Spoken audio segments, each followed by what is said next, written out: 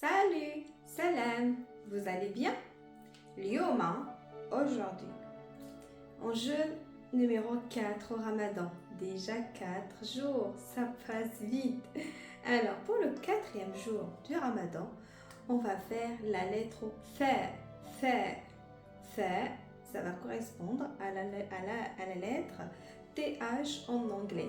C'est pas un T, c'est pas un T, mais Th, c'est entre les deux. Comme things, the. En anglais, ça fait comme ça, the. À peu près, hein, c'est même pas the. En tout cas, c'est the. The et the. Petite différence toute fine. The.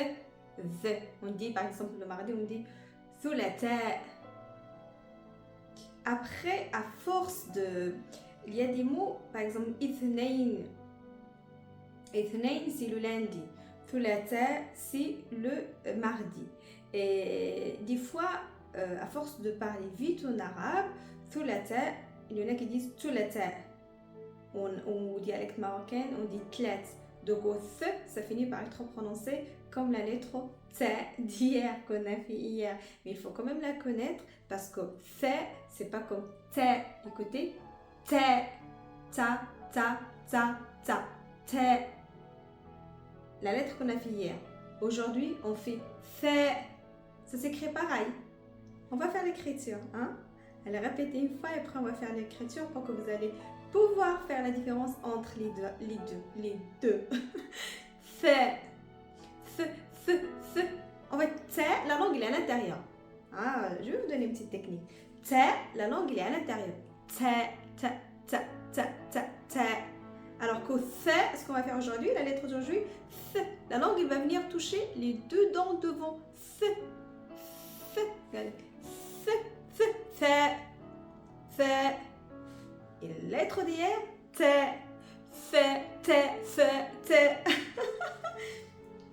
À force d'écouter, vous allez arriver, essayez de le répéter, vous allez arriver à la prononcer. On va y aller pour l'écriture. Alors, pour l'écriture de la lettre Fa, on va venir écrire comme ta qu'on a fait hier. Trait comme ça, petit trait là, hop. Et on va venir, au lieu de mettre ta qu'on a fait hier comme ça, hop, on va ajouter un 3e point. Et voilà fait. Alors, on répète encore. Trait,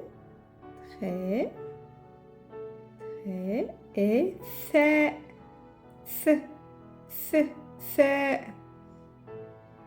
Think, thanks. Thanks, en anglais, il est plus proche à th. Thanks. Alors, on va venir, si on vous marquer comme ça, hop.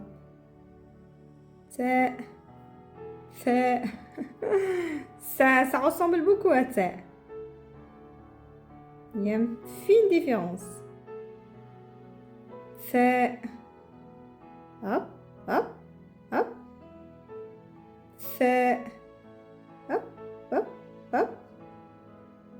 Fa. Alors là, on va venir mettre harakat. C'est les voyelles pour qu'on arrive à lire les différentes façons de prononcer la lettre fa. Alors, on va venir la mettre un trait fatha. Ça devient tha. On va mettre kasra. Le trait en bas, ça devient thi. Alors ici, tha. Ici, thi. On va faire thu. On va faire hop, dama, thu. Pour faire th, on va venir mettre soukoun. Un petit rond. Et là, quand on voit le rond sur cette lettre, on va dire th. Et pour faire là, on va faire ça, mais quand on a deux fatha, ça fait than. Et comme ça se répète la même règle sur ta, on va venir sur than. En général, il y a toujours un trait ici. Than. Et ti, là c'est ti, mais si je mets deux, ça fait tin. Alors, on commence. Ça, c'est fa. Ça, c'est fi. Ça, c'est thu. Ça, c'est th. ça, c'est than. Et ça, c'est thin. Et là, on va venir donner des mots, hop, qui contient l'alphabet de la lettre de tha. On va commencer par thulatha. Thulatha, c'est le mardi en arabe. Là, c'est l'alphabet de tha. On va pas venir ici parce que on va le relier avec l'alphabet qui vient après. Alors, tout, la ta. Alors, thulatha, on a thu. Là, on va venir mettre la lettre qui vient après. Après, thu. Fait dhamma pour donner la prononciation thu. Ça, fatha pour donner thu là. Et après, on a dit tha. Il y a encore tha, ta. Et ici, e. Et là, on va venir relier ça. Donc, ça donne thulatha. Et thulatha, c'est le jour mardi. Et thulatha, ça vient du mot thalatha.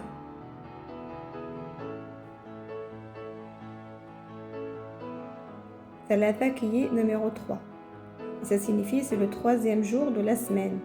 Alors, dimanche, ahad, lundi, ithnain, thulatha, thalatha. C'est le 3e jour de la semaine et c'est pour ça qu'il s'appelait thulatha.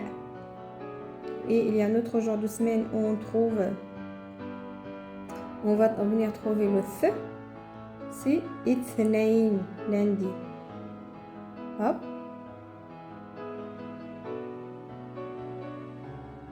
On va laisser comme ça. On va faire l'alphabet qui vient après. L'alphabet qui vient après. La lettre qui vient après, pardon. Et là, c'est noun. Et tout ce qu'on a à faire, c'est relier les lettres pour composer le mot. Un petit hamza parce que ici, on a ksra, donc hamza, au lieu qu'il soit là, on l'a mis ici.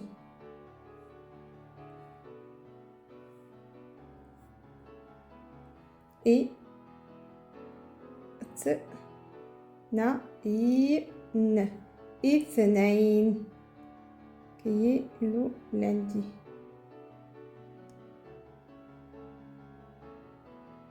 Et si on vient chercher un mot, où tha il est au milieu de mots, on va faire muthallath. Mim.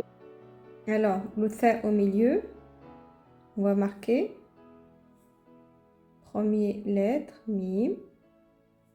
Après, on va venir faire le tha qu'on vient juste de faire là. Tha. Et après, lam. Et après, tha. Alors, ça fait mot, tha, la, pardon, muthallath. On va voir ça, ce que signifie ça. Ça, c'est une sorte de voyelle. Alors, muthallath, là, on a bien vu le tha, comment ça se marque au milieu. Et là, le tha, comment ça se marque à la fin. On va venir relier ça avec ça, avec ça. Et là, on a fait le mot muthallath, qui signifie triangle en français. Muthallath. Voilà. Alors là, vous allez voir que là, ça c'est, on a fait toutes les voyelles qui sont, on va le recommencer. On va faire le mitsal de tha, puisqu'on est sur tha, ta. Et là, ti. Et on a dit quand il est accentué, on a fait tan. Et là, tin. Alors, il y a un autre voyelle qu'on va le découvrir aujourd'hui. C'est qu'on veut écouter bien. Il y a tha, tha. On appuie sur la prononciation. Thi, thi. Alors, quand on va appuyer fort, on va venir ici, hop, hop.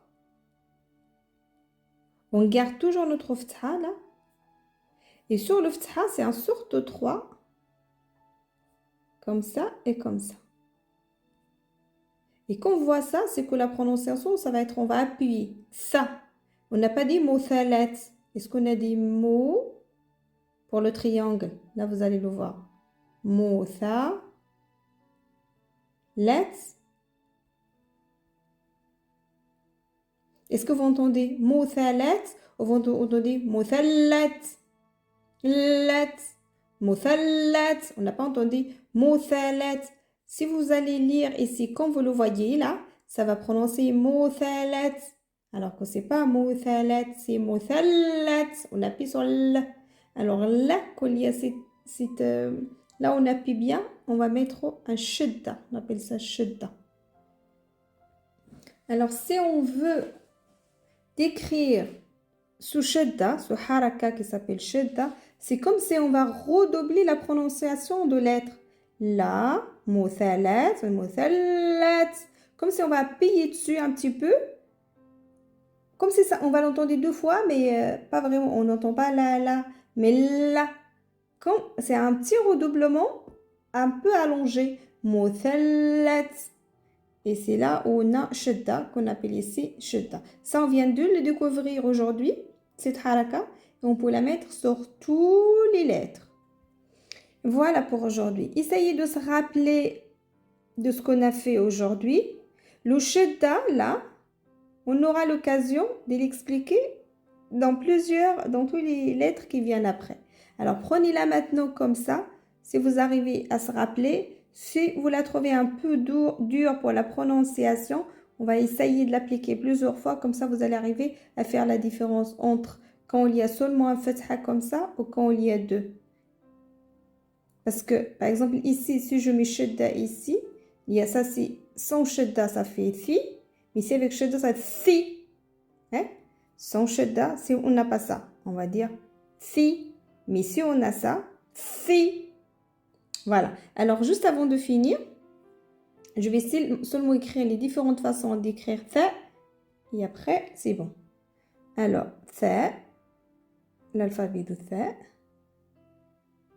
La lettre de tha, pardon, toujours je confonds les deux. Tha. Quand elle est au début du mot, on va venir le marquer comme ça. Tha. Comme ça, ici, ça va venir, on va marquer la lettre qui vient après. Quand elle est au milieu, ça va être comme ça. Hop, hop. Ici, il va être un autre alphabet, une autre lettre, et ici, une autre lettre. Et quand elle est à la fin, hop,